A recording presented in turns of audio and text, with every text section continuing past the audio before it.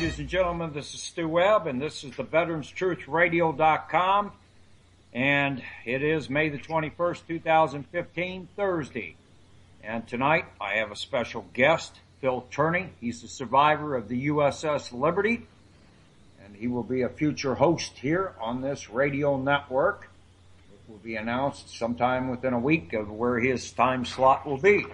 So tonight, we're going to have a general discussion about the USS Liberty, as much detail as he can give me, as what he wants to remember and tell, and about how Israel attacked the USS Liberty.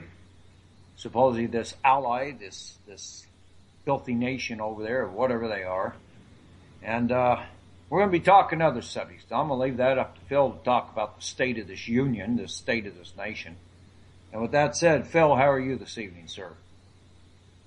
I'm doing very well. I appreciate you having me on, and it's always my pleasure to get the real truth out about the great ship USS Liberty, where 34 of my shipmates were slaughtered and 174 others wounded, including myself, June 8, 1967,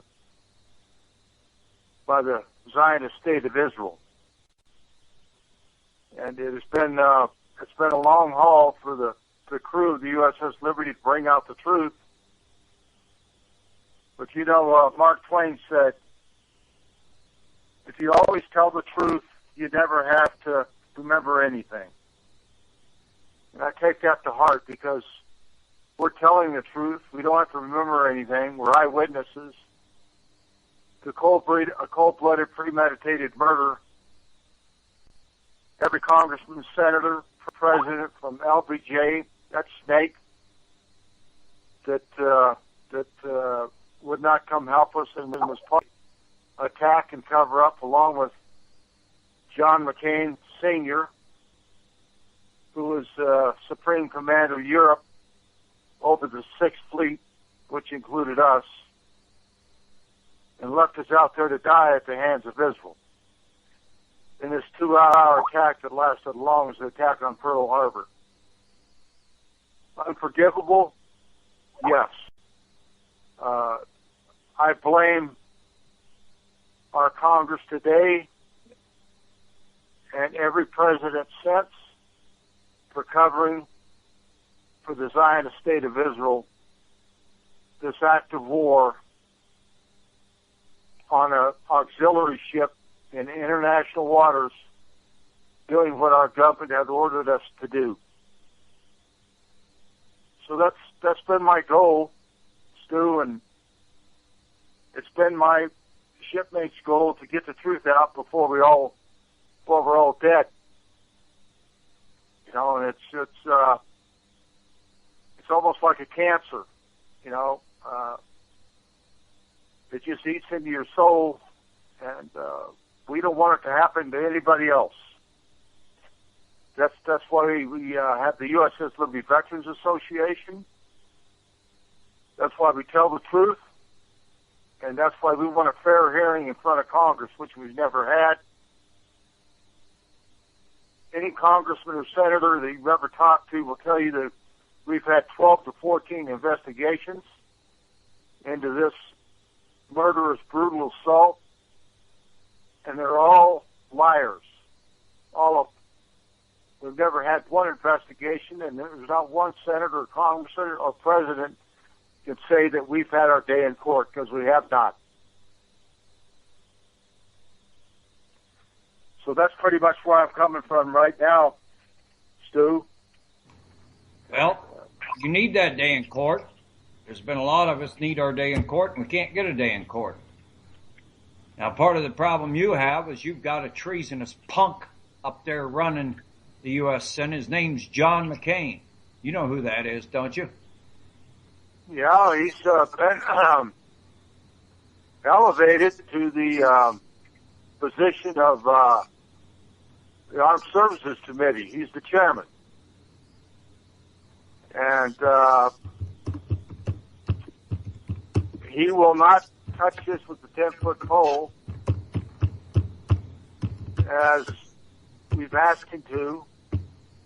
He says it's been investigated, and we're all a bunch of nuts. And believe me, we're not all a bunch of nuts.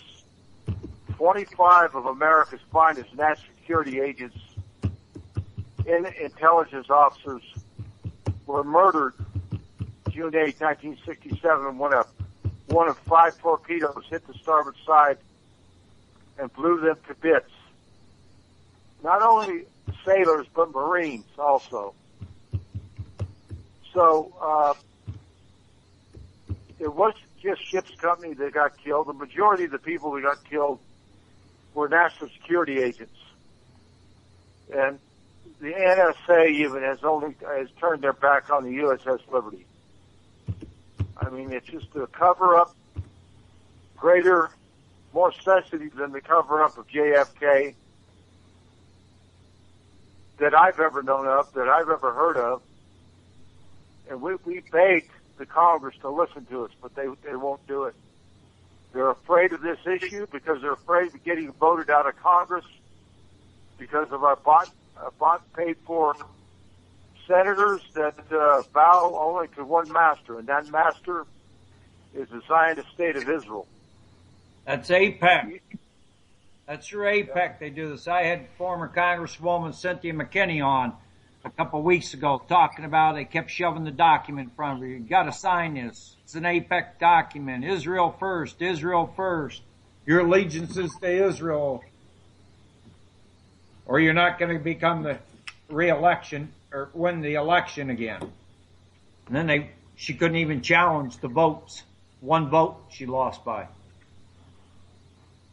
Do you write about this filthy Congress and Senate, Bill? Yeah, well, I know Cynthia McKinney. She's a very brave, honest black woman. That her heart is in the Constitution of the United States of America, as mine is. When I joined the military, I took an oath. And just because I'm out of the military now doesn't mean that the oath I took to protect and honor the Constitution of the United States, I'm not relieved of that duty. And neither are my shipmates. They never will be until the last one of us is planted in the ground. So that's their plan. It's just to wait till we all die out, and everything will be forgiven and forgotten. Well, forgiven, they already forgiven. Johnson did in a 7-day investigation, which they call the Board of Inquiry, of this magnitude. Admiral Isaac Kidd, along with Captain Ward Boston, came aboard our ship, interviewed me and others, and told us never to breathe a word about this to our parents, our shipmates, anybody, or we would end up in prison or worse, and everybody knew what worse meant.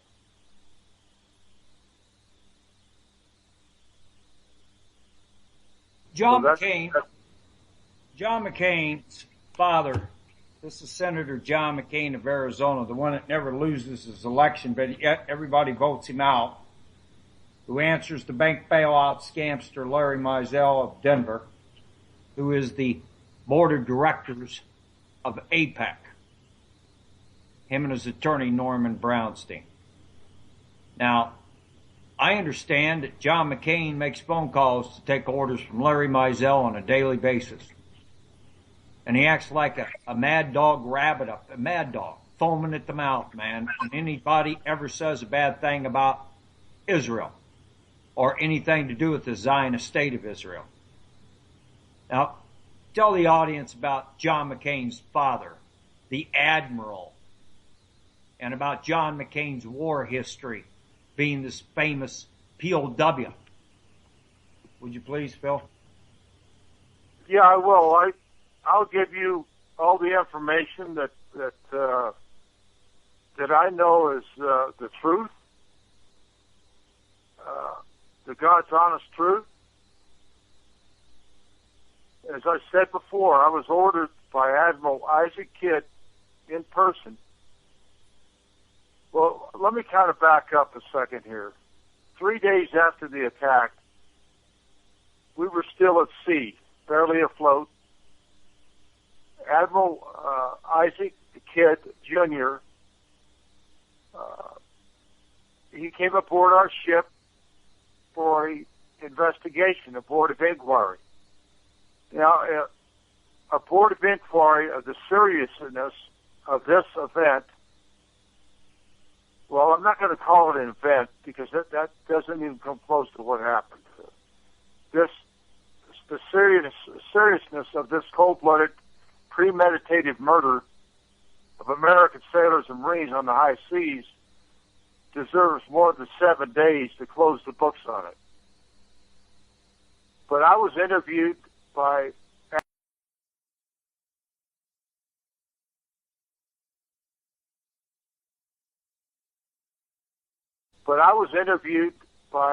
Admiral McCain along with 4 or 5 other sailors in sick bay.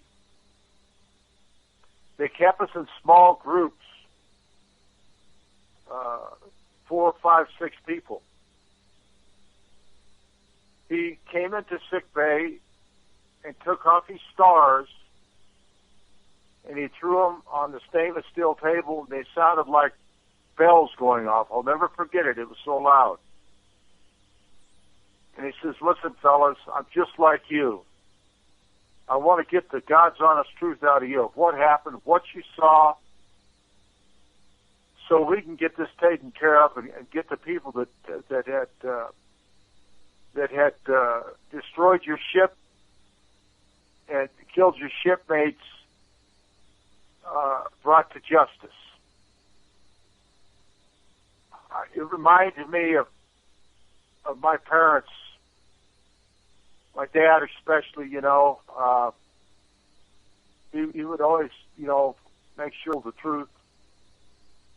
And I did, and I felt like John McCain was like a father figure. I told him everything I saw. I told him about the unmarked jet aircraft. We didn't know who was attacking us. I told him about the napalm dropped on our ship. I told him about the machine gunning of our life rafts. I told him about the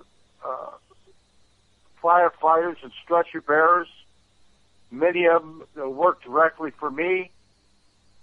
They were being shot at on deck. Nobody was safe. The torpedo boats would circle us and circle us and circle us and just shoot anything that moved.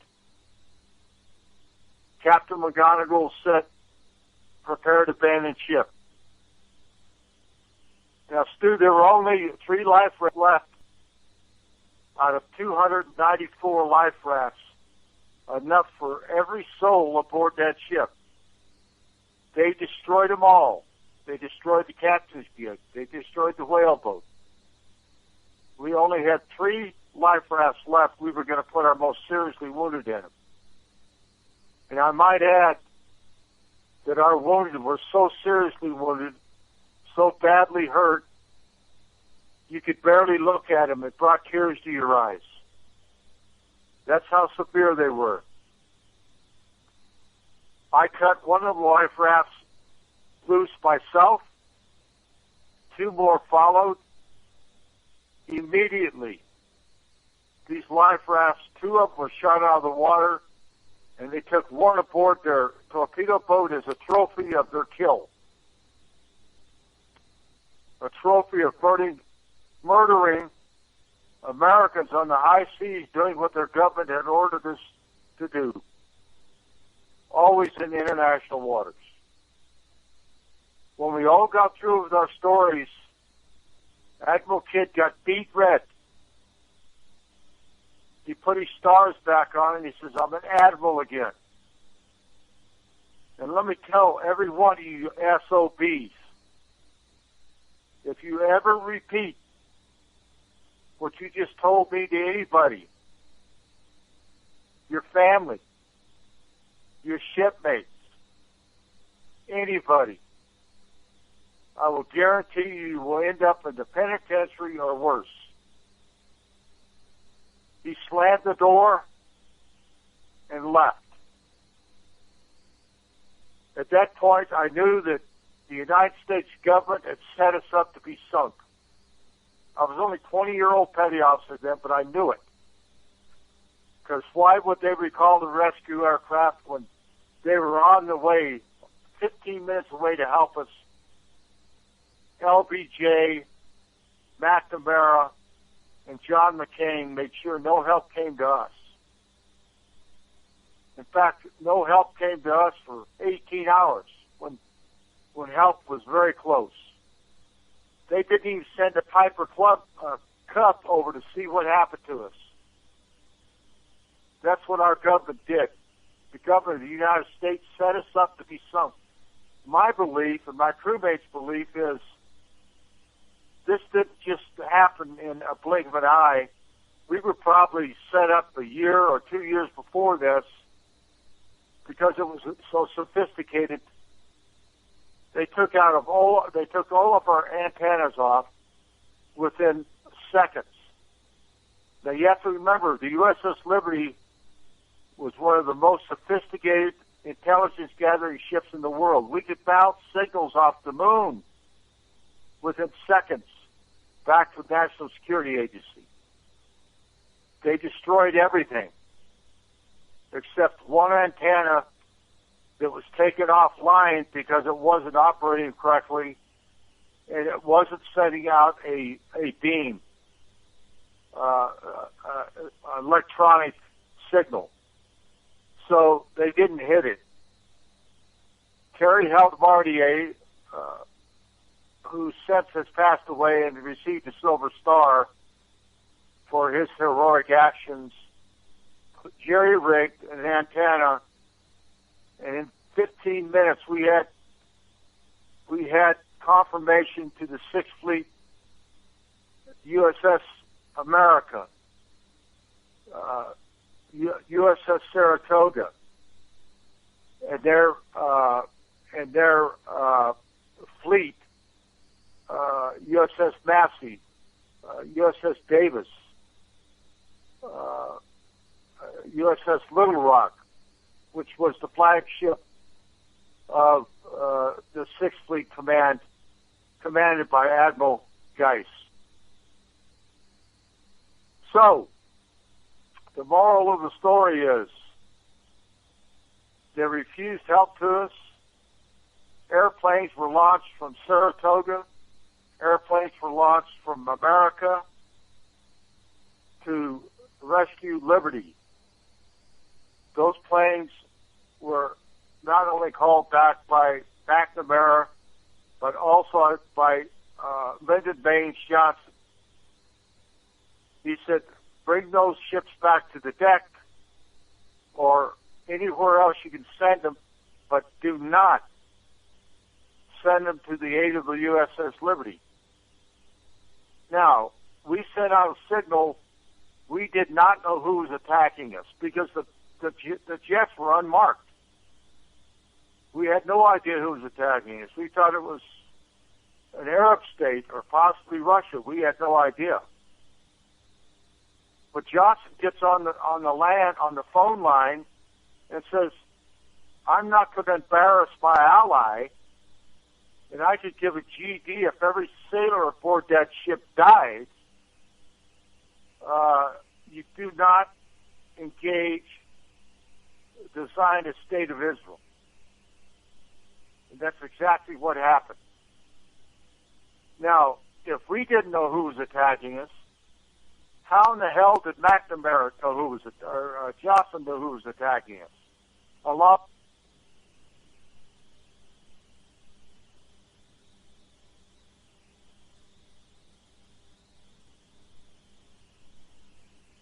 Well, folks, we just lost Phil. He said that his phone was being cut in and out of, and he'll be back in just a few minutes. He'll be calling us back. So, in the meantime, rather than me playing talking head here, I think I'll play a song or something until he comes back. I got you covered, Stu. Okay. Well, Gene. Oh, you already got some music playing, or are we sitting here talking? You want to talk? We'll sit here and talk a minute. Why not talk? Yeah, well. They didn't call. They can use their radio to listen to a song, huh? Yeah, there you go. There you go. Well, you got anything to report on today here? Well, I do, folks. After, let me see, since 1997, I have been under the thumb of the federal government, in prison or And we have Phil back. in their probation program. And as of the 16th, I'm a free man. I want to thank a lot of you who helped out with the Legal Defense Fund to help me get free from their tentacles. And I just wanted to say thank you.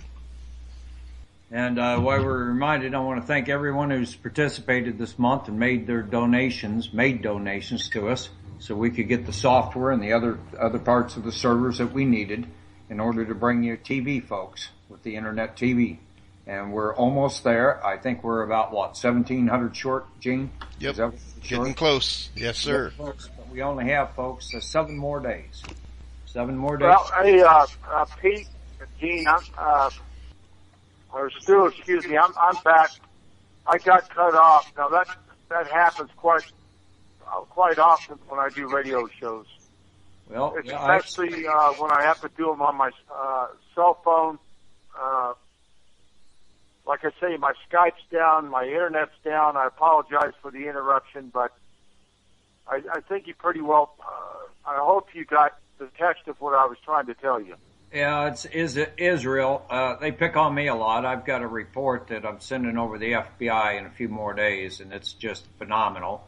Cyber terrorist attacks on my website. They took me down twice this past week, by the way, folks, in case you didn't notice. I didn't even notice the site was down, but that's Israel running right through the NSA system, and I discovered that. Well, I can tell you, I've had at least 15 computers completely hacked and destroyed.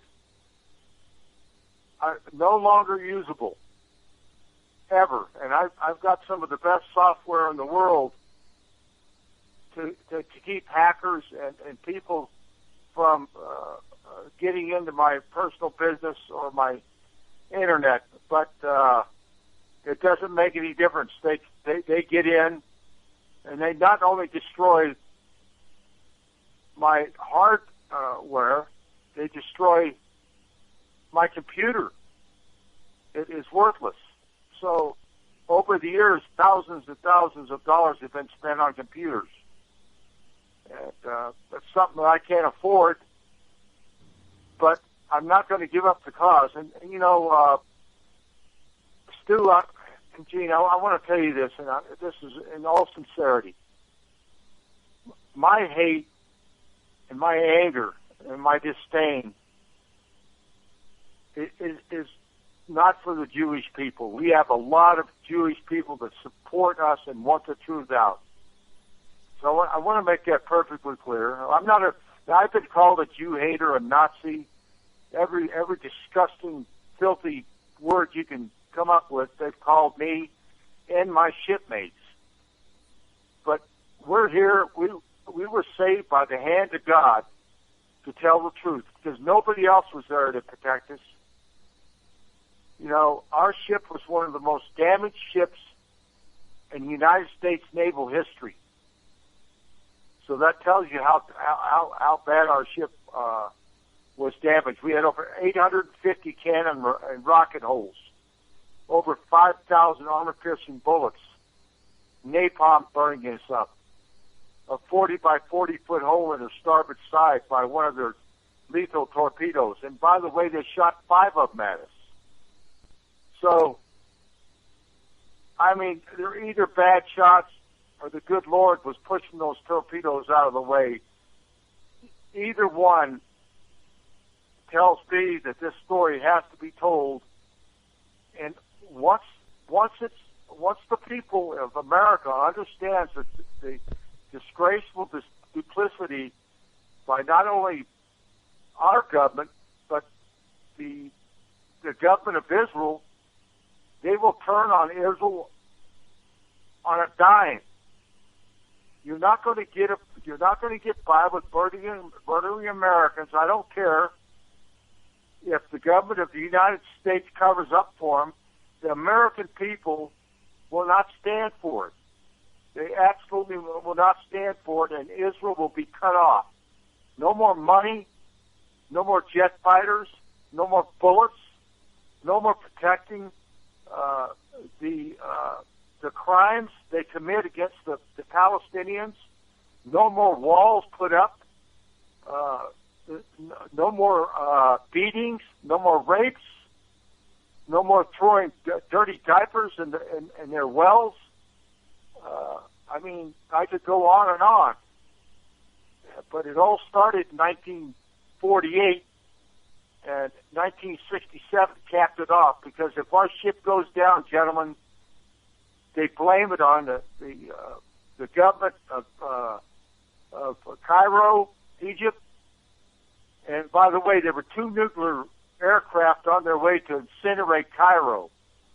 But guess what? Our ship didn't go down. We could identify as our attackers. Those aircraft were sent to a land base because they couldn't land back on a carrier carrying nuclear weapons. So that's how serious this is. We were so close to a nuclear war with Russia.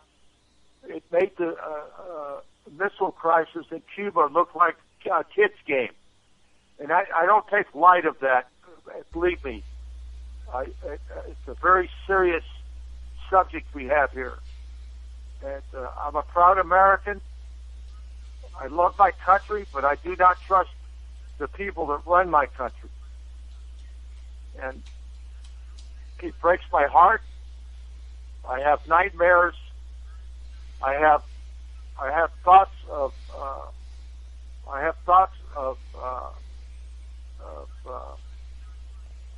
getting the word out on the national stage, which has never happened because of the powerful control.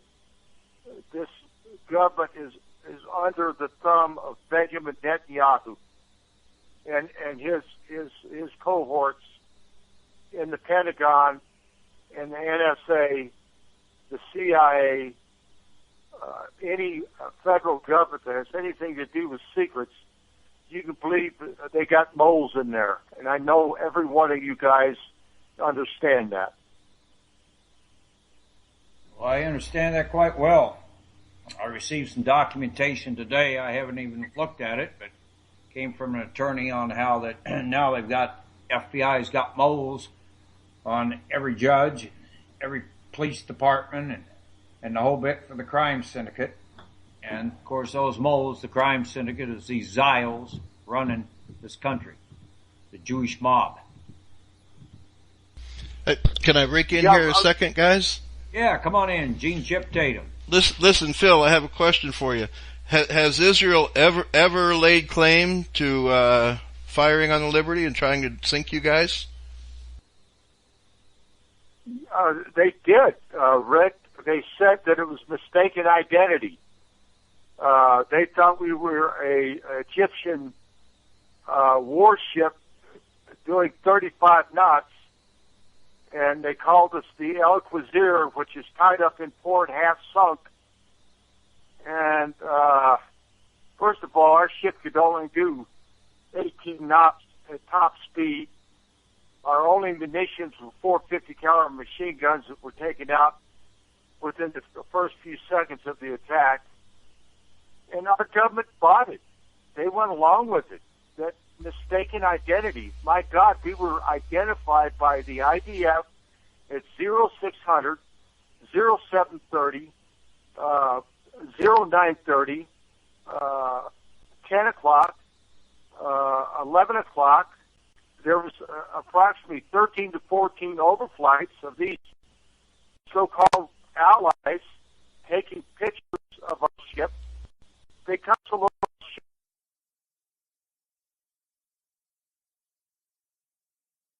ship. Friends, we would wave at them and they would wave back. We thought, hey, listen, our buddies are here in case anything happens to us, because we could see the war going on. You know, it's only 12 and a half miles from the coast. We knew exactly what the hell was going on. And we were at the battle stations at all times, condition 3. So they admitted they knew who we were, but you know what their excuse was? They changed the watch. They took us off their war table and forgot we were there. They forgot we were there. If you can imagine that piece of garbage. Okay, let me throw something else out there to you as a trained pilot and mission briefer.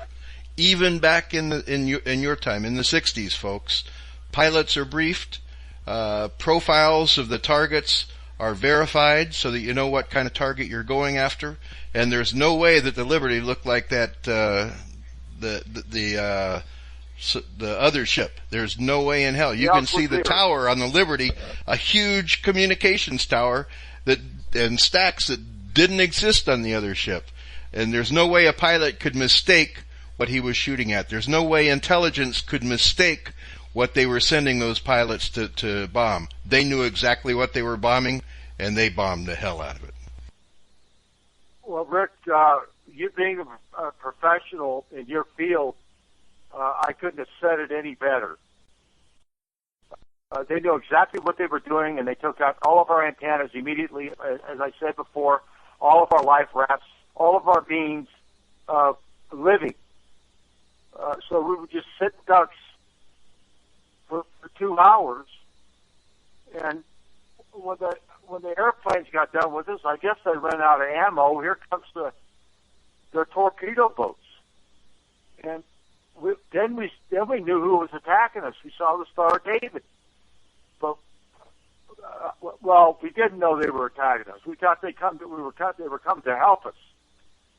But soon after that, we found out no, these were the murdering SOBs that came up to finish us off. So, 3 torpedo boats paid for by the United States government, and the torpedoes and the rockets and the machine guns, all paid for courtesy of the United States of America to take out an American ship, but they just didn't get the job done. You know, that is a real chokehold on them. It's a crawl in their throat that we stayed afloat. You know, the mighty IDF couldn't even sink a ship, a sitting duck, and they still couldn't sink us. They're still scratching their heads over that one. Those pilots were U.S. trained pilots, too. I hate to tell you that. So it doesn't say a lot for our training program. Yeah, there you go. Absolutely. They were trained by the United States government, and then went back to Israel, and they were flying French Mirage and Mystère jets. And you know what I'm talking about, the big flat long wing jets on both sides, very visible jets. Of course, we didn't know who they were either. They were unmarked. Like I said, we had no idea who was attacking us other than Rockstar, under attack by unknown jet aircraft. Send help, please. And Rockstar was the flagship of the 6th Fleet. And then them sending help. It wasn't the USS America's fault. It wasn't the USS Saratoga's fault or anybody else's, because they tried to help us. These brave American pilots did not want to turn back.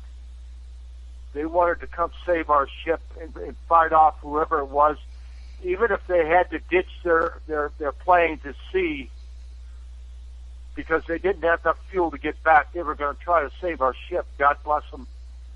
But the government of the United States wouldn't allow it. And they followed orders and took their aircraft back to base, as I said before. So, Rick, you're completely right about that. Those guys know exactly who they're attacking, and you know how many times you drill and drill and drill and drill to identify, because we don't want anybody to be shot at or hurt, not unless they got it coming. and we certainly didn't have it coming. We had 3 American flags shot down, 5x8s. The last flag we put up was a 7x13 holiday colors, whereas it's now hanging in National Security Agency headquarters in Fort Meade, Maryland. Now, I'm not saying that all NSA guys were in on this, because they weren't. And they're as angry as we are that this happened. But what can they do? They're silenced just as the Congress is by their wanting to stay in office, and they can't, not unless they get on their knees and lick the boots of the Zionist murderers that killed our shipmates June 8, 1967, and no telling how many other Americans since that day. Well, something needs to be done with the state of Israel. As far as I'm concerned, a cruise missile from the United States of America hitting Israel would not hurt my feelings whatsoever. After them robbing, looting this country and doing the things they've done. And nothing against the real Jewish people, because I don't have a beef with them. But I understand exactly what you're saying, Stu, and I don't either. But, you know, nobody should be allowed to get by with cold-blooded murder, not even the Zionist state of Israel. And the men in those jet aircraft are guilty of war crimes. The men that were aboard those torpedo boats, there's still a lot of them alive. You know, they're probably about the same age I was when the attack started. I was a 20-year-old petty officer. So, yeah, they're alive, and they're living the life of luxury. Which by Phil, the way, and let me give you a little scenario. As a pilot, when you're coming in on a gun run on your target, you're coming in pretty fast, and you're expecting all kinds of anti-aircraft fire coming at you. And when nothing's coming at you, you gotta wonder, what the hell's going on here? Why aren't they firing on us? And then you let loose on your ordnance, and you know, all hell breaks loose. So you're right; they're guilty of war crimes. Absolutely, every one of those pilots that dropped their ordnance, that fired on the Liberty, are guilty of war crimes. Every intelligence officer that was active at that time in that operation is guilty of war crimes and murder. I couldn't agree with you more, and that's the scenario, the true scenario that the crew of the USS Liberty has been trying to get out, coming up on 48 years, June the 8th. And, you know, the Moore report, Admiral Thomas Moore, which was a very good friend of mine, he was the only admiral in charge of the Pacific and the Atlantic Fleet, and then went on to become the chairman of the Joint Chiefs of Staff. And he was, and still is in spirit, and God and love of America, pulling for us, because he knows it was a deliberate murderous attack. And, you know, Rick, he said that our ship was so identifiable, it looked like a giant lobster. There could be no mistake in what type of ship we were. In fact, the Israelis have admitted they went to Jane's Fighting Book and looked us up, and lo and behold, there we are, USS Liberty, auxiliary. We were not a warship. We were an auxiliary ship, just like a tanker or a supply ship. So, yeah, they wanted to put us on the bottom, blame it on Cairo, destroy Egypt, and look at the footprint that they would have taken over in the Middle East. Look what they've done since 1967. Now, if our ship goes down, they would own all the Middle East, not just what they've already stolen. And that was the name of the game. Let Americans die, and then Israel controls all the Middle East, which, you know, they would have invaded every country then. And America would have been on the phones to their congressmen and senators or whoever they could talk to, demanding blood for murdering their sons aboard our great ship USS Liberty in international waters. And I might add, folks, we were always in international waters. We were never, ever, ever out of international waters. So we had every right to be there. We had every right to pick out any signal that we wanted to pick out of the sky. It was free gratis. Every country in the world does it. And by the way, I might add, one of the first ships to come to our aid was a Russian ship that asked if we need help. And our captain refused to help, of course, but I do give it to the crew of that ship wanting to help us. But the sensitivity of our ship would not allow that. And our captain denied their help in a very respectful manner. Like I say, we didn't see any help for 18 hours, so they were hoping we would break apart and die and sink that night. And the next morning, that's all you would have heard on radio and television is what the Arabs did to our great ship USS Liberty. So here we are. I don't know where to go from here. I wrote a book called What I Saw That Day. And I can tell you, Phil, that's not the only incident like that. We in 1971 during Operation Red Rock, aircraft were called back from rescuing us.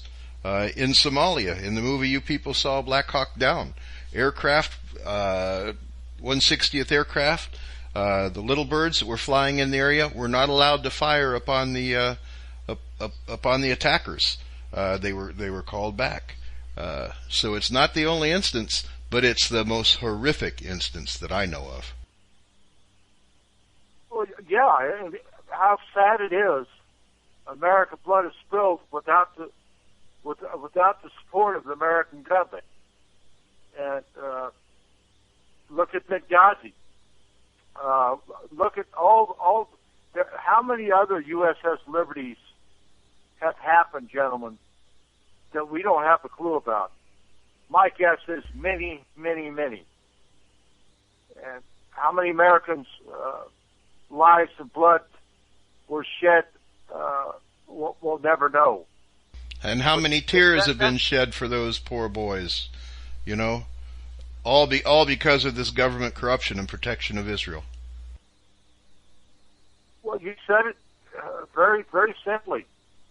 The cover-up and protection of the state of Israel. I mean, this is the Rothschilds. During the Valcourt, I believe it was the Valcourt agenda or amendment during, I think, 48 or whatever. I could be wrong. My dates could be wrong. I'm getting older. But they made a deal that to take land that didn't belong to them and live there, which I guess at that time would have probably been sufficient, but that never was sufficient for them. They just didn't want a little sliver of land; they wanted it all. And that's why you have Palestinians in an open-air concentration camp, living in filth and dying from hunger, disease, beatings, murders, rapes, you name it. And it's all on America's dime. Now, when are these people going to wake up? Now, I'm not talking about the average American citizen, because they really don't know anything about the USS Liberty because it's been covered so bad. But they do know about the Palestinians and how they're being treated, and they blocked them off. In fact, the defense minister wanted to completely keep all the Palestinians out of Israel where they could go to work and try to feed their families. Totally. And I'm surprised Netanyahu overrode his defense minister, or was that just a PR ploy by Netanyahu? I mean, I don't trust anything this guy says or anything that comes out of his mouth, to be honest with you. I don't either. I think the guy ought to be imprisoned and then executed for war crimes against those Palestinian children and the Palestinians that he's murdered and all the other people he's been involved in murdering around the world. He's evil, very evil. Now, Phil, I want to go wherever you want to go with this. You're going to have a show on our program soon on this network. You've had it on other network. And I want to go where you want to go on this show. What you want to do. Whichever direction. Well, you gave me a wide berth there, and I certainly appreciate it, and I appreciate the opportunity. I've been off radio for the last 4, 5, 6 months.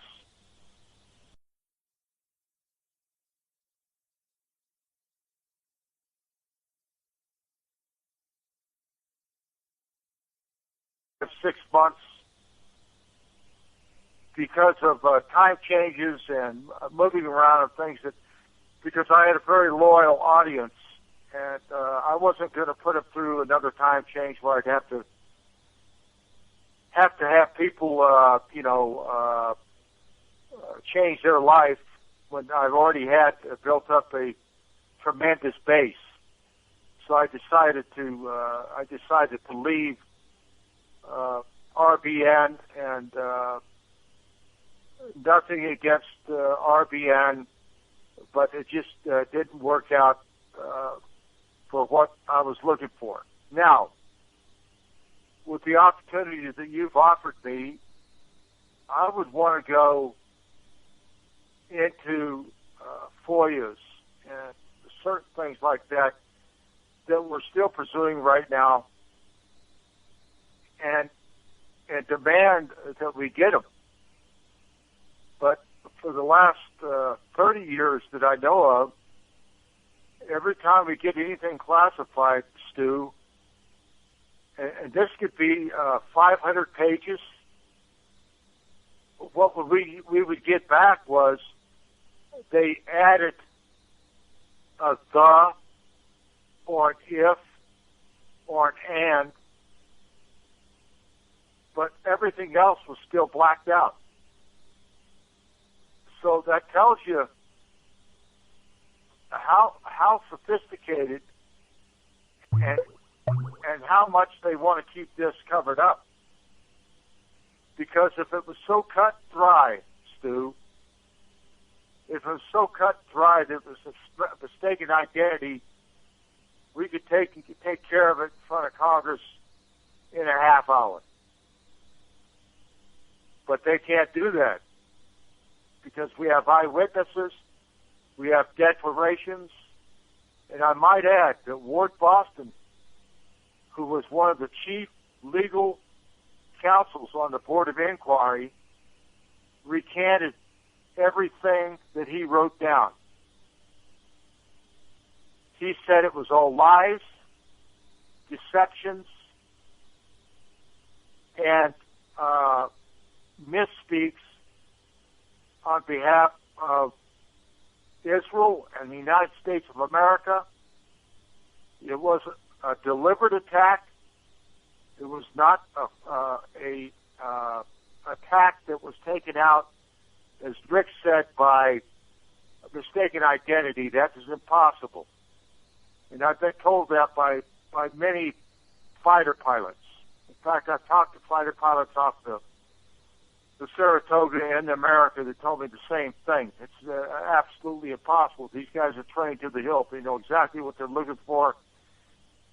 But no, my goal is to just get the truth out, like I've been trying to do, and make sure the American public become aware that we, the people, that elect These people to Congress do not serve you. They serve another master. They may build a road for you. They may build a highway. They may promise you things that will never come about. But they will never promise you. They will leave Israel on their own. Israel is their star in their eyes, and they know if they want to get reelected, they have to abide by their guidelines. Sadly to say, that's our world of politics, and money talks, and BS walks. And Israel has us by the you know what, because they own our Congress and they've owned our presidents. I might say, though, beyond anything I ever thought would happen, Barack Obama did not meet with Netanyahu, did not want anything to do with him because of his views on Iran and Obama's view on Iran. I went and I said, and you can get in and look at my computers and So, you follow where I are went. we on a commercial? See that I went right where I said I went. Oh, I'm trying to figure out what just happened. Something just happened here. Because these guys... Hold on a moment. Something's going on here. I may be being attacked a little bit. I'm being attacked. Something weird happened. Go ahead, Phil. I apologize. Yeah, I heard a lady speaking there. I think she broke into your podcast, Stu. Well, I'm not But, podcasting. Go ahead. Yeah, our goal, as I said before, is to make the American public aware of what's really going on. Now, we're coming up on the 48th year of this horrific crime. We're going to have ceremonies all over the country, and God bless it for that, because we are remembering the men that were slaughtered that day. But that doesn't take away who did it and why they did it. And everybody accepts Israel as our best buddies. Well, they're not. They're not our best buddies. And that's what has to come across. Listen, we don't have to tell lies. We don't have to make anybody look bad. They did it themselves. So it's not our fault that they're cold-blooded murderers. It's not our fault that they shot at our life rafts. It's not our fault that the government of the United States covers up for them. But Jesus Christ, in my view, saved us for this very moment, to make sure that Israel does not get by with this war crime, and that the people understand that their money going to Israel supporting apartheid on millions of people will not stand. And they keep on building on their land. Day after day, they take their land. And they're trying to push them into the ocean. And in the next 10 or 15 years, that's where it's going to happen. They'll all be gone. You know, I'm sitting here while you're talking about how bad this is. I mean, you know that I'm looking at documents related to the Oklahoma City bombing that were sent to me today. Very, very damaging documents against the FBI. It's cover-up. A lot of names in here I know. And talking about all kinds of stuff, and I can't speak about everything I'm sitting here looking at, but, you know, it just reminds me that how the government, covers up things. Here's one I will read on 9/9/96, DC 4676-D telephonically contacted the Durant RA and advised he or she was contacted by confidential important source who works for a news agency and was advised that ABC News was going to air an expose in the next few days concerning the Oklahoma City bombing. ABC will be interviewing a rescue worker who was going to state that ATF had stored a large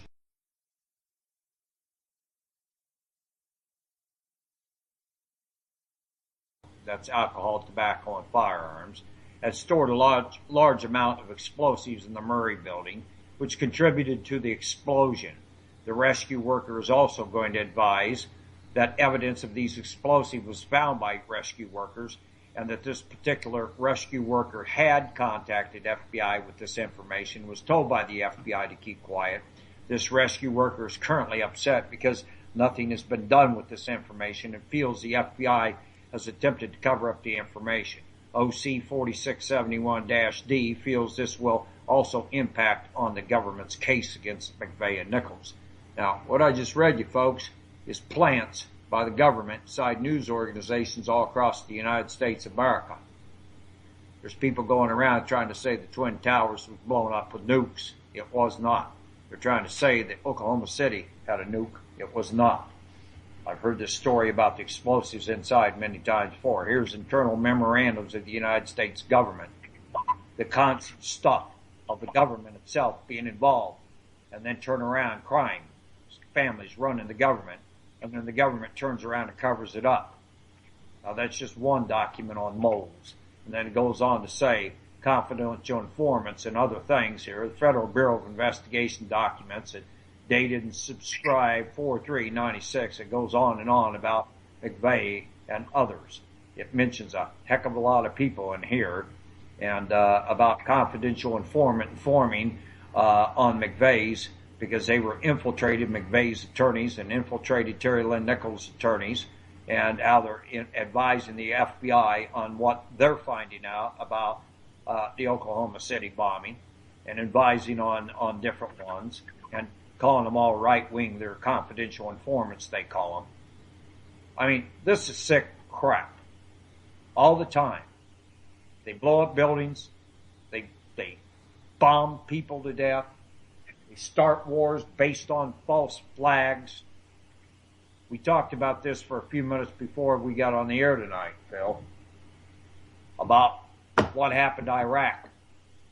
And what was it all about? 10% of the oil coming out of Iraq before we attacked Iraq was Halliburton making the money, and 90% went to the government. Then Dennis Kucinich, when he put the impeachment in on July the 20th, 2008 against George Bush for war crimes for attacking Iraq illegally based on lies of mass destruction, that after that the five sister oil companies owned by the Illuminati, the Zionists who control Israel and control the U.S., all of a sudden they're getting 90% of the oil out of the ground of Iraq and Halliburton, and the government's only getting 10%. What does the American people need to do to stop this, Phil? Stu, I wish I had a magic wand and we could solve this problem, but it's going to take radio shows, TV shows like yours on your station. And by the way, I wish you and everybody that's involved with your movement all the success in the world, and safety and confidence in what you're trying to do. You know, you're not trying to incite riots. You're not trying to incite the populace. You're trying to inform the populace of the truth. So what on God's green earth could be wrong with that? And, you know, I encourage everybody listening to this radio program to meet the goal that Stu needs to do what he wants to do with informing you, his fellow patriots, his fellow citizens. And folks, how lucky are we to live in this great land of America, be born here? I think about it every day. But I also think about the deception of what this country's become. And, you know, George Washington warned us against that. He warned us against that, and nobody heeded that warning. And then And then in 1948, Truman sells out his soul and his country by giving the Zionist state a state of their own. That was never Israel's property. They never owned it. It was the Palestinians. And as I said before, they're driving them into the sea on our dime. And forget about the Liberty. Forget about everything else. But this is in the news every day. You can see it. And people don't seem to understand suffering. And you talk about Iraq. Just say, for instance, you're a parent or a brother or sister, and your son or daughter was killed or maimed in Iraq. Now, what the hell for good was it? What good was it? For nothing. You know, the country's been taken over, and you know what ISIS stands for, don't you, Stu? I think it's called the Israeli Security Intelligence Services. Would that be about right? That would be exactly right. And you know they keep on trying to change the name. ISSL.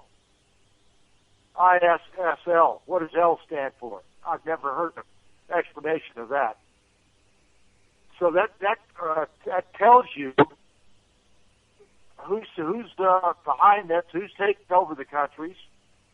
And Israel will end up at the end of the day, or at the end of the wars, however it comes down,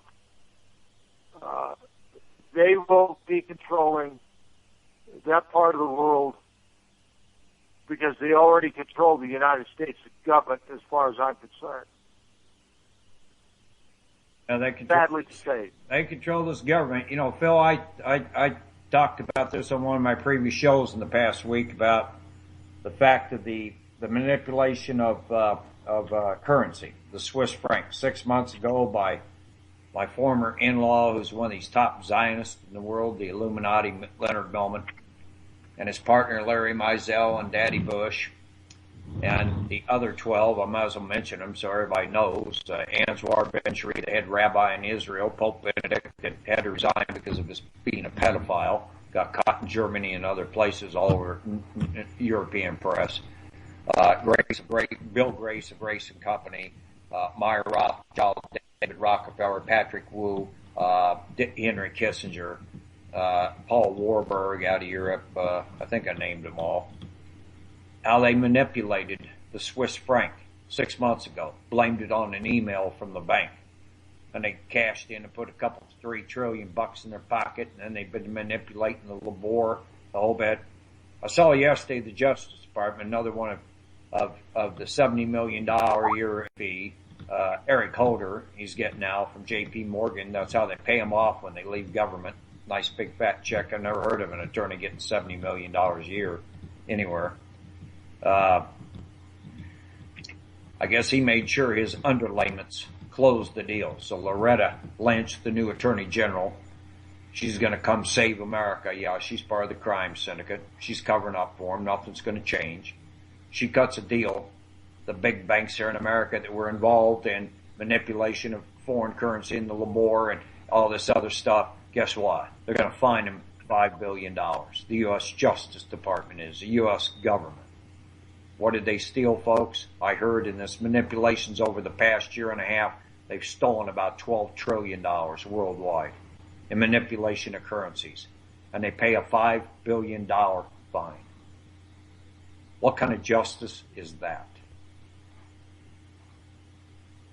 It's not justice. It's a criminal enterprise. And you know that $12 trillion would do a hell of a lot to pay off our national debt. I wish, why don't they go get it and let's quit borrowing money for the state of Israel. We borrow money every day to pay these guys.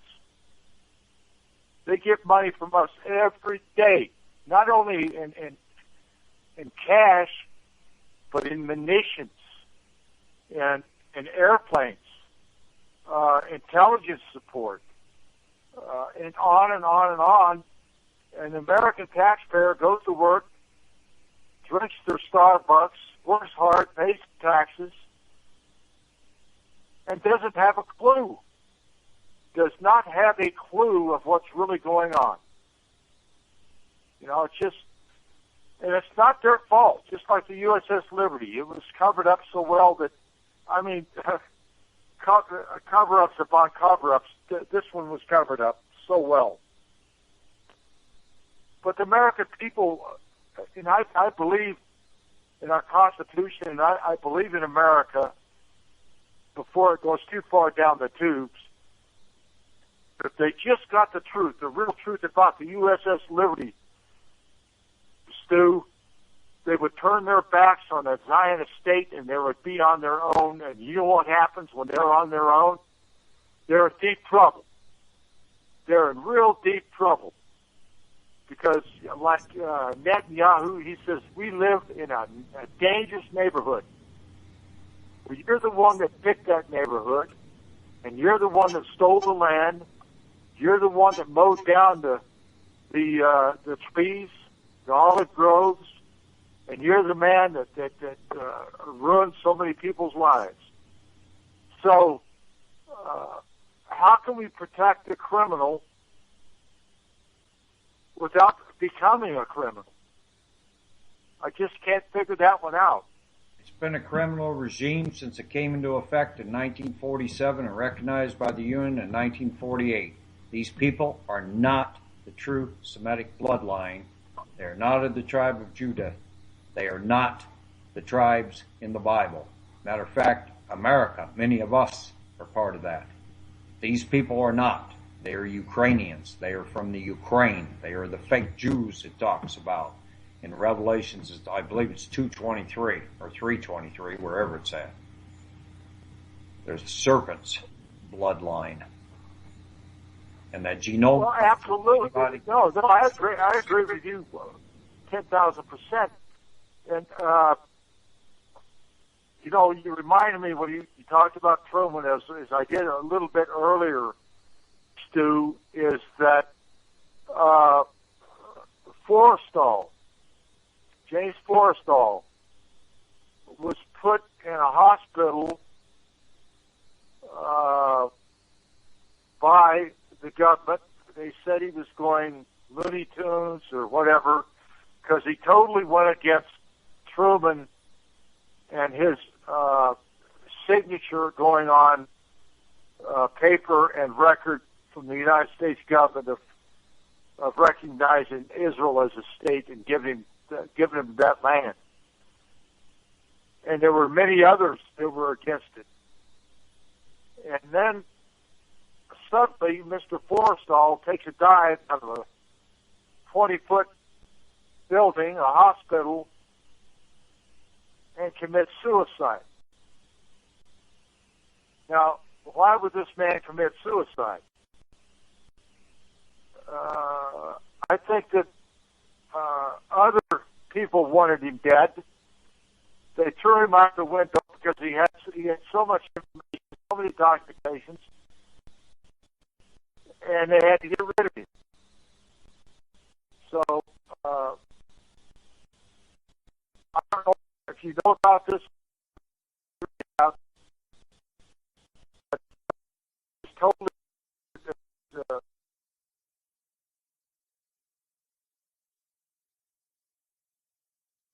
giving Truman the authorization to do what he did, and that was sell out his country.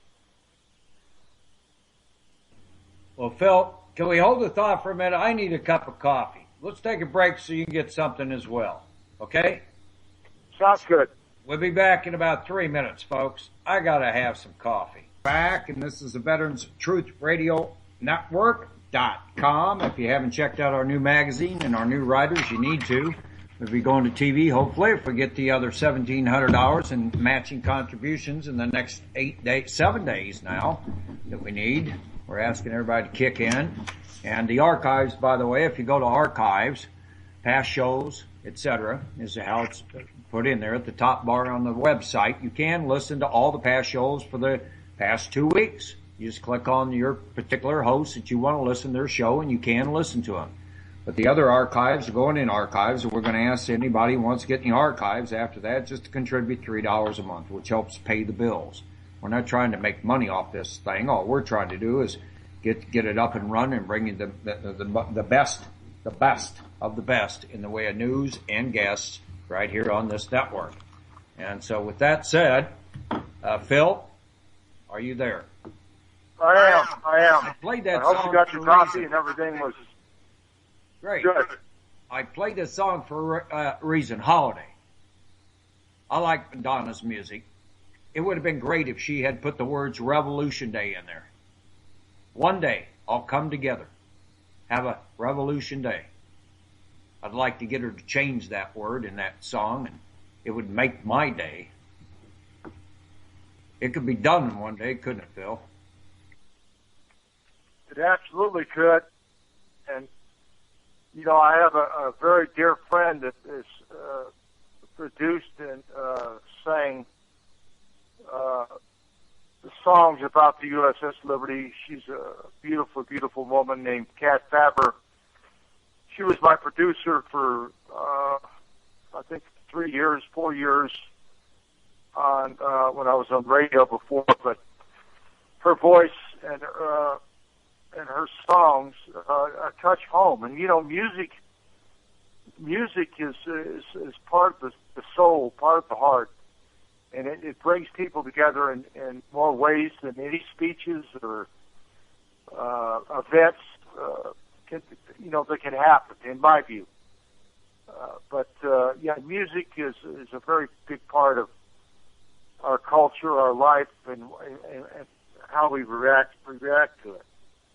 And it also can be a reminder of death and destruction and hate and anger and being stabbed in the back. Okay. You know, I want to say something real quick. Ladies and gentlemen, I sound like a fool here. I'm sitting here saying that I played a song, Holiday, which I did, but it happens to be that our new software, as soon as I say that I'm going to break, that it automatically starts playing a song for us or a commercial.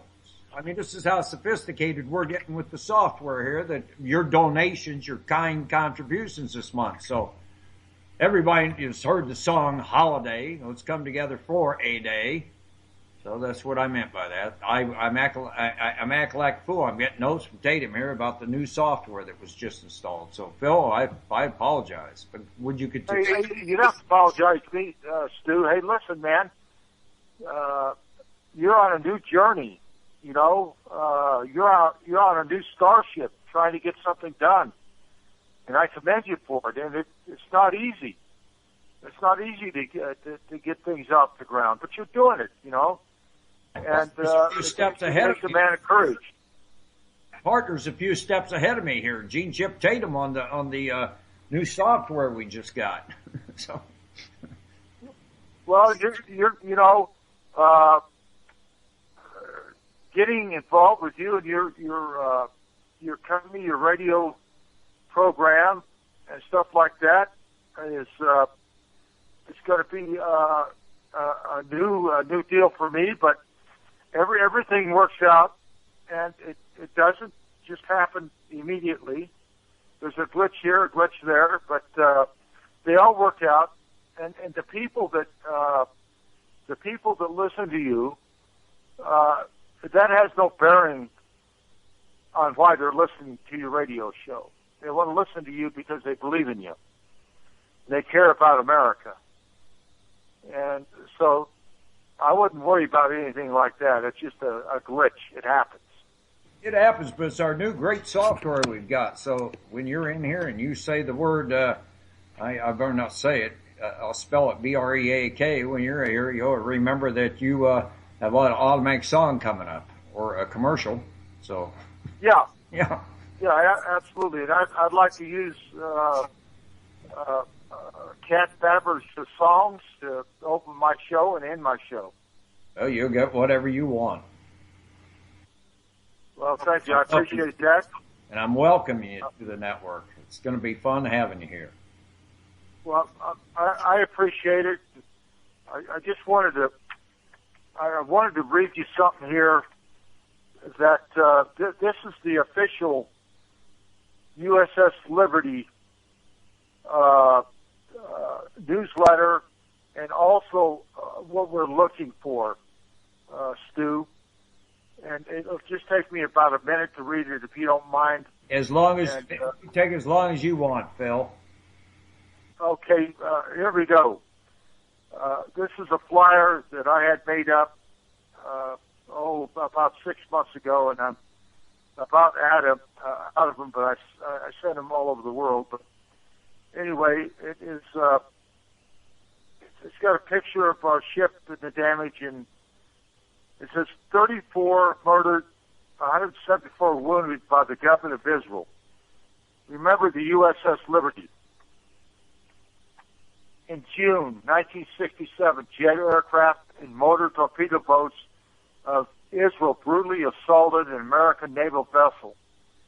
The USS Liberty, on intelligence duty in international waters off the Sinai Peninsula in the Mediterranean Sea.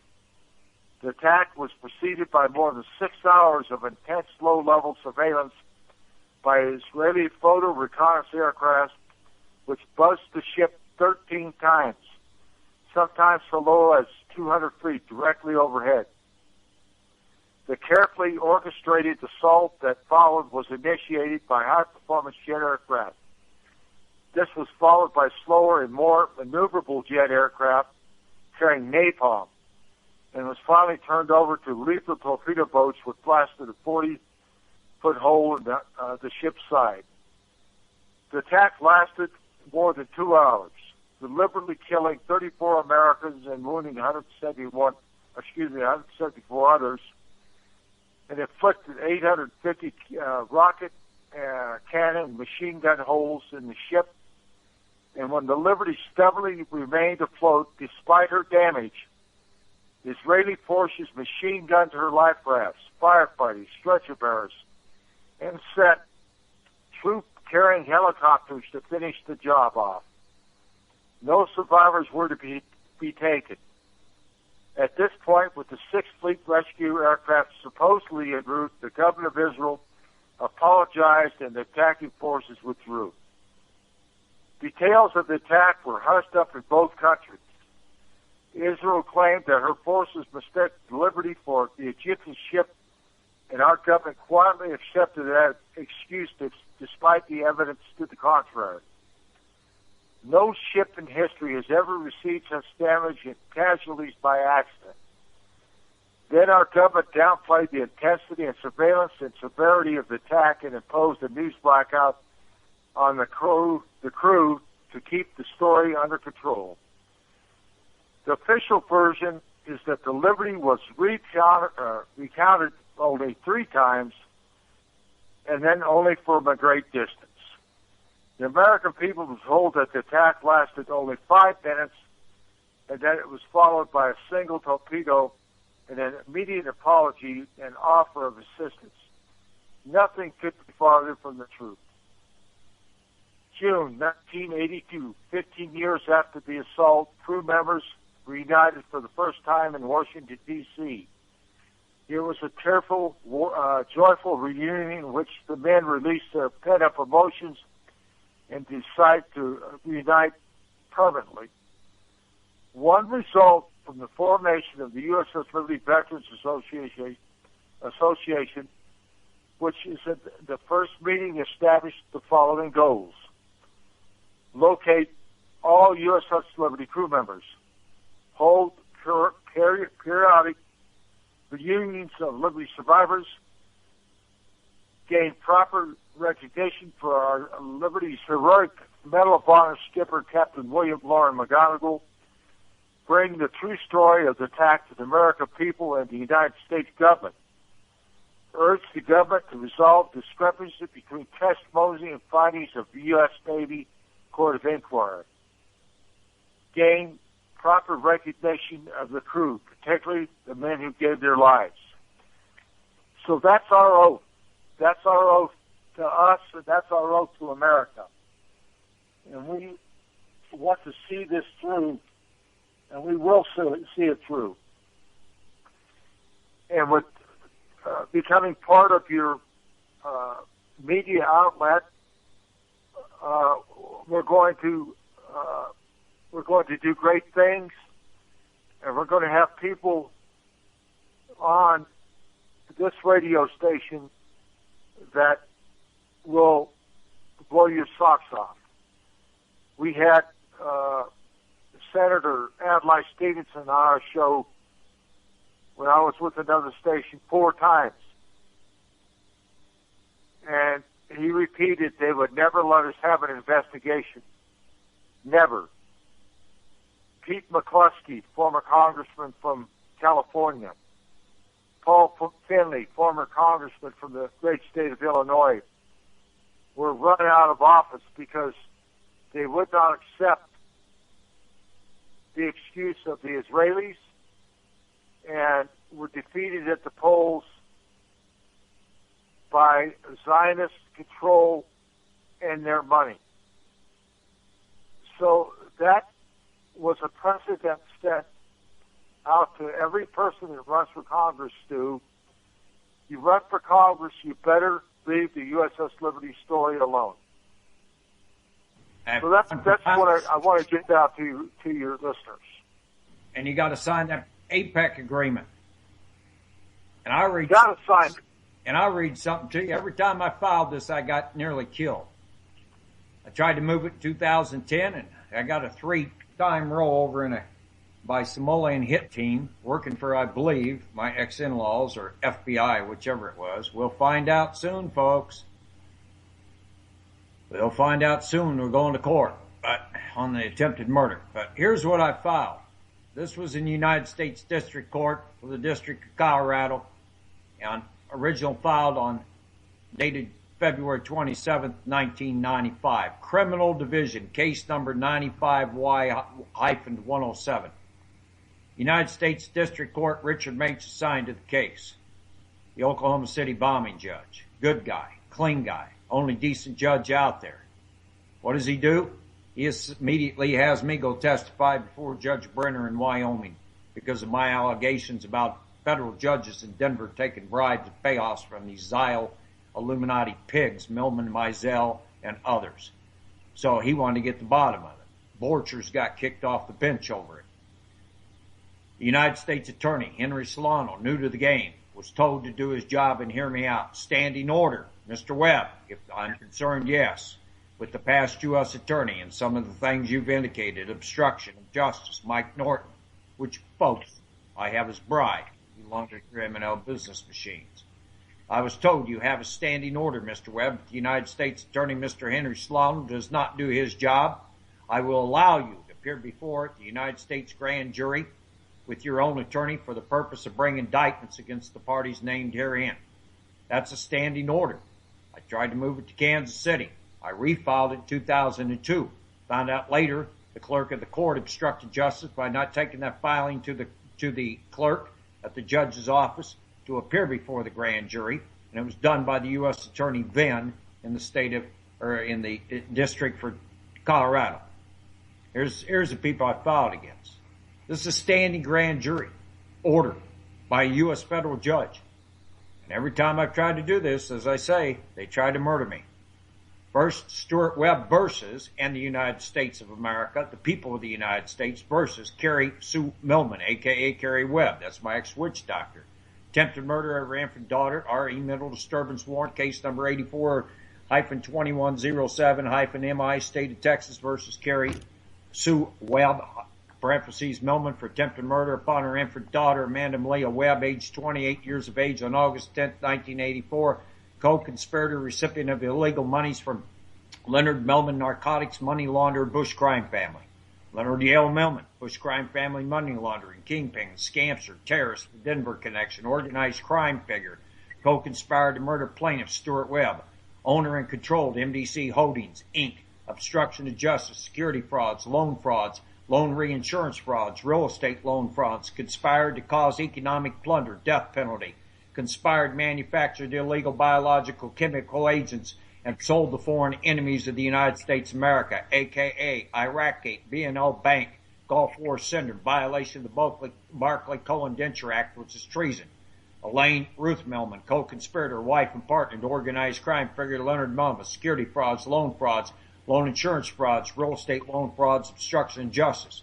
George W. Bush, co-conspirator of murder, appointed President of the United States of America, not legally elected, acting as Commander-in-Chief of the Armed Forces of the United States of America, obstruction of justice, mass murderer, involved in, aid and abet, enabled, and co-conspirator to allow massive financial fraud and misconduct with prior knowledge to allow injury to such investors who had no knowledge of the events to transpire, obstruction of justice, aid and abet, enabled cause and deaths of federal agents, civilians, military, murder. George Herbert Walker Bush, co-conspirator, ex-CIA director, former U.S. president, co-conspirator to terrorism. Terrorist event known as 9/11, September 11, 2001, co-conspirator to terrorist bombing of the Oklahoma City Federal Building, April the 19th, 1995. Obstruction of justice, conspired, manufactured illegal biological chemical agents to sold to foreign enemies of the United States of America, a.k.a. Iraqgate, B&L Bank, Gulf War Senator, violation of the Barclay-Cohen Indenture Act, which is treason. Neil Bush, co-conspirator, director, Silverado Savings, narcotics trafficking, security frauds, obstruction of justice. Jeb Bush, co-conspirator, governor of Florida, narcotics trafficking, obstruction of justice. Marvin Bush, co-conspirator to 911 through Houston Casualty Insurance Company. James Baker, former Secretary of State, co-conspirator to terrorist event known as 911, Houston Casualty Insurance Company. Carl Linder, co-conspirator, Bush crime family money launderer, kingpin, Scampster, Ohio connection. Gail Norton, co-conspirator, U.S. Secretary of Interior, former Attorney General of Colorado, obstruction of justice. Philip D. Wynn, co-conspirator, convicted HUD figure, former Swiss ambassador, illegal presidential pardon, MDC director, obstruction of justice. Larry Mizell, co-conspirator, CEO, MDC Holdings, parent company Silverado Imperial Savings, security fraud, narcotics money laundering, narcotics trafficking, pension fund frauds. Norman Brownstein, Philip Brownstein, co-conspirator, counsel to CIA Director George Herbert Walker Bush, current Bush crime family attorney, former MDC director, obstruction of justice. Oliver North, co-conspirator, narcotics trafficker, Iran-Contra player, murderer. Hillary Clinton, co-conspirator, CIA counsel, U.S. Senator, New York, narcotics money launderer to M&L Business Machines Company, Denver, Colorado. Obstruction of justice, blackmail of U.S. congressmen and senators. William Jefferson Clinton, co-conspirator, CIA agent, former U.S. president, narcotics traffic in the United States of America, Iran-Contra, obstruction of justice. Charles Keating, co-conspirator, CEO, Lincoln Savings, CIA operative, money laundered, MDC Holdings and BCCI.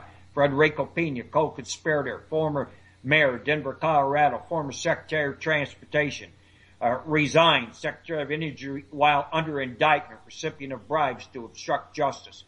Wellington Webb, co-conspirator, bond fraud, Denver International Airport, mayor, Denver, Colorado. Meyer Blinder, co-conspirator, CEO, Blinder Robinson, National Brokerage Group of Companies, and MDC subsidiary company. Linda Thomas, co-conspirator, divorce judge, Dallas, Texas, obstruction of justice, recipient of bribes to obstruct justice. Brian Campbell, co-conspirator, divorce judge, Denver, Colorado, ongoing obstruction of justice, permanent restraining order against Stuart Webb and his daughter Amanda Webb. Zeta Weinchain, co-conspirator, U.S. federal judge, Denver, Colorado, obstruction of justice, recipient of bribes to obstruct justice. Edward Nottingham, co-conspirator, U.S. federal judge, Denver, obstruction of justice and recipient of bribes. Sherman Feinsilver, co-conspirator, retired U.S. federal judge, Denver, obstruction of justice, recipient of bribes to obstruct justice. Henry Solano, co-conspirator, former U.S. attorney, Denver, obstruction of justice, co-conspirator to attempted murder.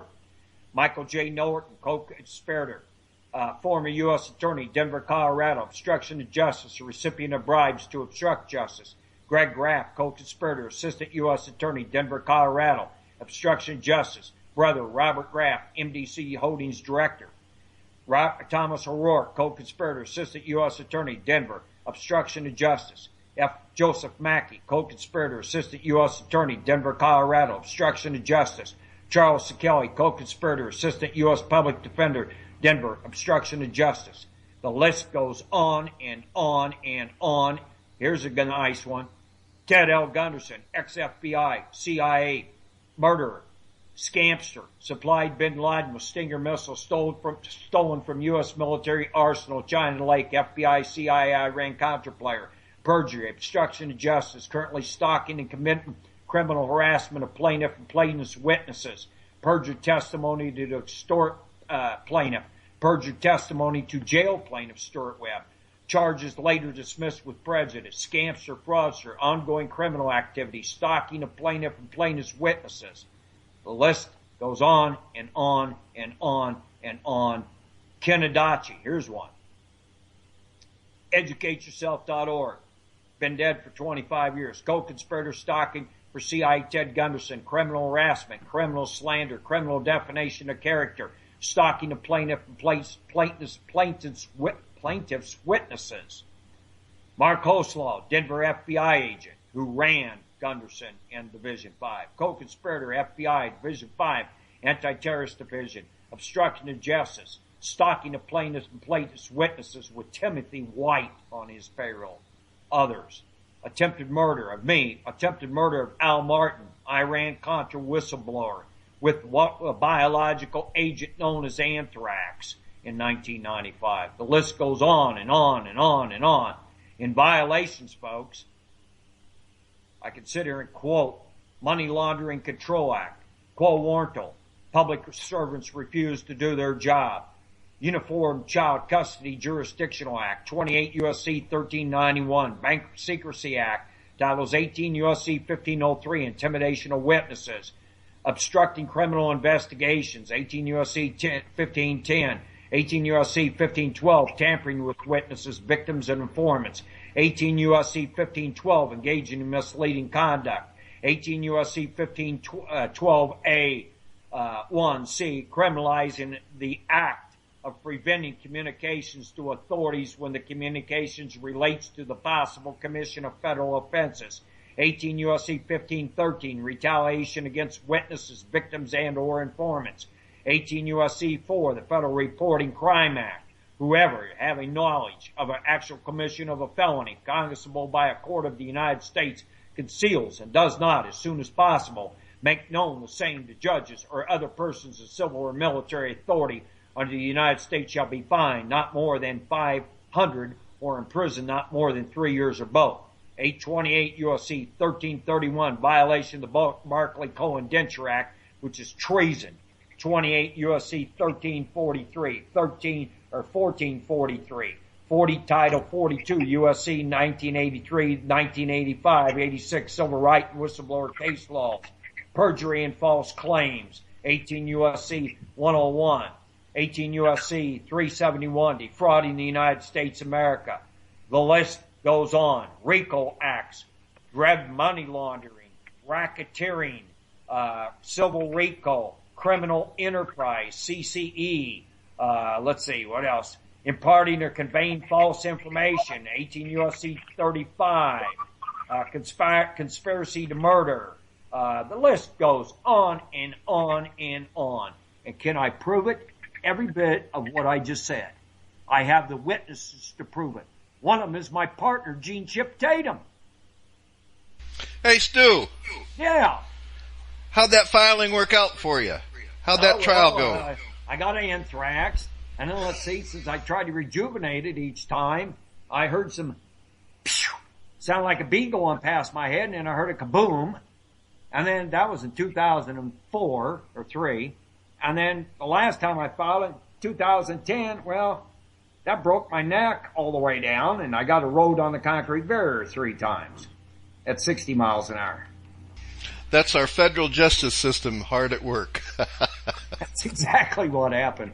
I laugh now. I feel the pain every day in the back and the neck, but that's what happens. Now, Phil, does that sound like what you've encountered all these years?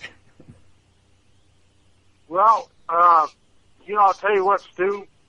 I listened very carefully, and I know that's just only part of what has happened to you. But you remember the Keating Five, the Key Savings and Loan. No, I'm the guy that caused the congressional investigation in Congress. Yeah, you know who was in charge. You know who was deeply embedded in that was Senator John McCain. Yeah, I had him going to jail, and the damn bastard, and I'm calling him a bastard because he is a bastard. Folks, you know what that is. It's a SOB. Well, he is one. But go ahead about well, it. He got out of that. He got out of that without even a scratch. And he how much money did that cost the American government? Just Key Savings and Loan alone. Just those people, not counting anybody else. Well, here's the deal I know about McCain. There was one hell of a lot of money laundered, and that was, where they were having subcontractors coming up at Richmond Homes and saying, come up with $10,000 check, bring it over here with an invoice saying you did additional work on this house and that house and this house, these new homes for Richmond American. And that's how they did it, because I got it blown out in Time magazine, and then it caused Colorado's biggest case, Richmond American Homes for money laundering in campaigns. And, it got Judge Richard Mapes, folks, the judge who was assigned to this grand jury case. He got his daughter shoved in a volcano because he said, quote unquote, in the courtroom to the United States Attorney, Michael Norton, it was already bribed by Millman and Mizell. He said to him, he says, I'm tired of seeing these lowlifes coming before my court, these vice presidents, and sentencing those, when it's already been discussed, and the name keeps coming up, those at the top that were involved, Larry Mizell and David Mandridge. And he says, I expect you, Mr. Prosecutor, to vigorously prosecute those involved, and I will vigorously sentence those involved. All of a sudden, Don Juan hits on his daughter in the grocery store 3 days later. He's taking her out to dinner and spending $10,000 on her the first night in clothing. And the next thing you know, he spends another $10,000. She had the best wardrobe of a future dead woman you ever saw in your life, from what I heard. And he's got his own pilot license, his own jet. He's got his co-pilot. He's taking her all over the world suddenly. She's going on a lot of vacations, and the judge and his wife are babysitting the 3 kids from her divorce and her ex-husband. 6 weeks later, 8 weeks later, whatever it was, she ends up dead, falling in a volcano as she's clutching to his feet. Have you ever heard of a volcano having a tree limb sticking out in it like in a movie?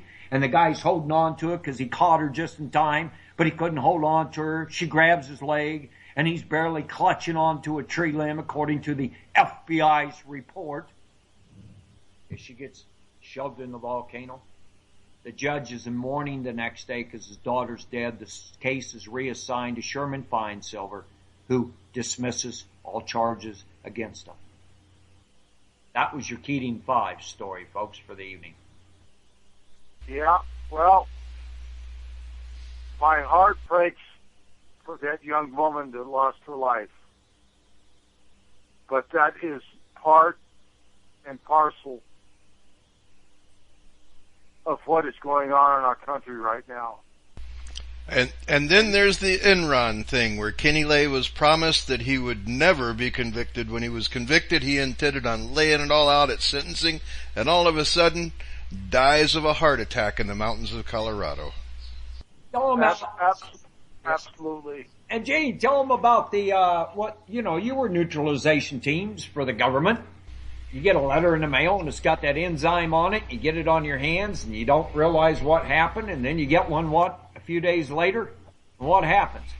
It can be up to 2 weeks later. You can get the second part of the compound, and it's natural enzymes that are in your body, and you actually die of a heart attack. It gives you a heart attack, and so therefore there's no foul play found, but you've died of a heart attack. Or you just get a car crash, right? One of the two. Then you're not suicided, right? Exactly. This is your gentlemen. Here we are going out to the airwaves, expressing what happened to us, It's just not the USS Liberty. It's just not the Keating Five. It's the whole system. But if we can take one part at a time, just one part, and make it stick, then it all unravels. And that, in my view, gentlemen, if the USS Liberty is brought out to the light of day, it breaks the back of corruption in the United States of America. And I mean that sincerely, because they're all beholden to Israel, and it all goes back to Israel. And once the American people find this out, and I swear to God, and I'm a God-fearing man, and I think that's why I'm still here, that the truth will be told, and our country will become a respected, honorable, great nation that it has been since George Washington. I think you're right, and it's been this way. They killed Kennedy. The Zios were involved. Sure. The Bushes were involved. This Illuminati 12's all running the world now, and they're in control of the United States economy. We got 30 million people unemployed. They're controlling 95%. 400 men make more money per year than half the entire 330 million in the U.S., according to General Accounting Office. This whole place is upside down. Well, Stu, there's, getting a federal judge, federal judges are appointed by the president. They're appointed here and they're controlled.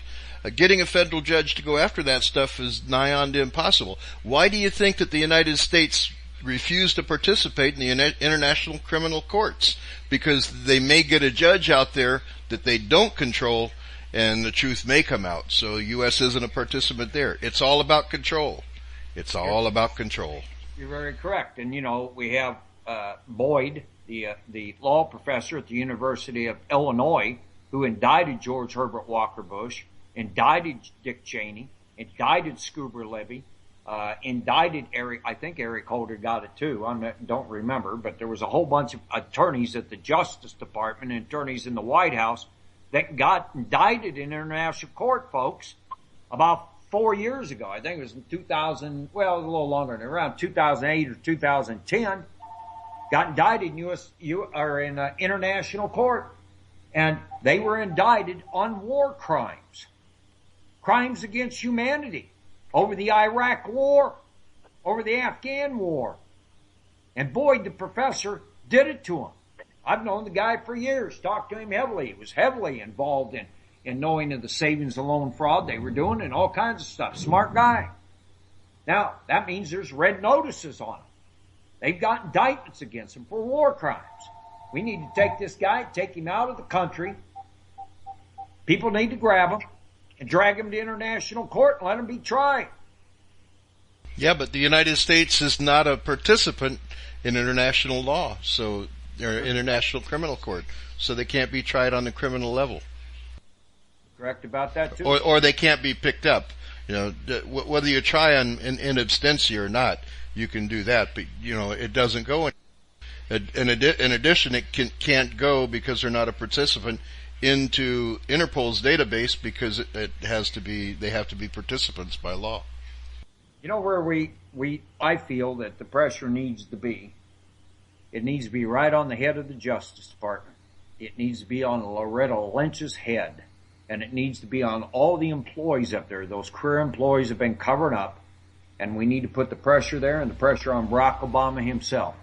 And that's where the pressure needs to go, in my opinion. In my opinion, these people live in some state in the United States, and that smaller court should take their ass down. Yep, that could be a possibility. They're committing those crimes in some state, Stu, and the junior court or a state court certainly has jurisdiction over that person and the crimes that they're committing.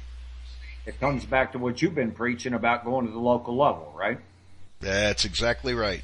In all aspects, go to the local level.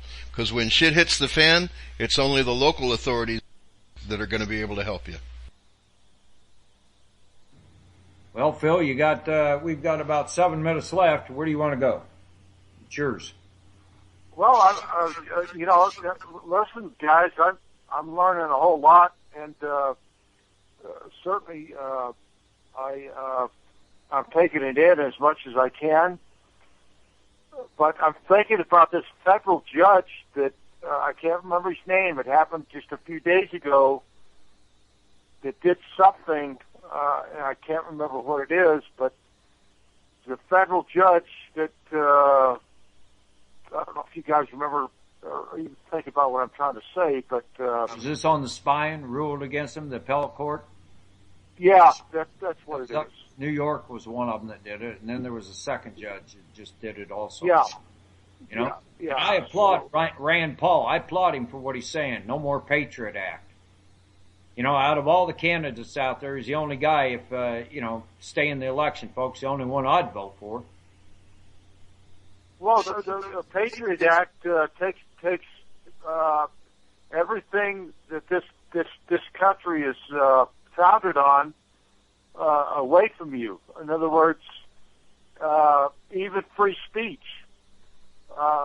They can get you one way or the other. If they want to get you, they're going to get you. You know that, Stu, that what you've been through. And I've had my lug nuts taken off 2 of my trucks and crashed, and it was by no accident. Believe me. Yeah, I know how that is. I've been on that side of the fence, but I also respect and honor my constitutional rights and Second Amendment and my First Amendment, and I will uphold those to the day I die. I love the Second Amendment. I got the Second Amendment right in my pocket right now. Well, you know what? I would think that'd be a good place to put it, as long as you don't pull the trigger. Well, it'd just take me about 5 seconds to put one in the chamber, and then it's over with for whoever's there. Yeah. Well, I just meant don't shoot anything off you don't want to. Yeah, I hear you. I understand. That's the reason I don't keep one in the chamber. I like that muscle. I want to keep it. No kidding. I don't blame you. But, listen, I appreciate you guys wanting me to come on board. And again, folks, all of you out there listening to this show, support Stu and what he's trying to do to bring justice back to America and the truth. I mean, why would anybody want to do this? Why would anybody want to take on this challenge if they weren't telling the truth? I certainly wouldn't. But I tell them the truth, and I feel good about it, and my shipmates feel good about it. And all my shipmates will get on the radio show. And all the other people that I thought, believe me, I have many contacts, Stu, that will enlighten your audience to justice and the love and the commitment we have for our country.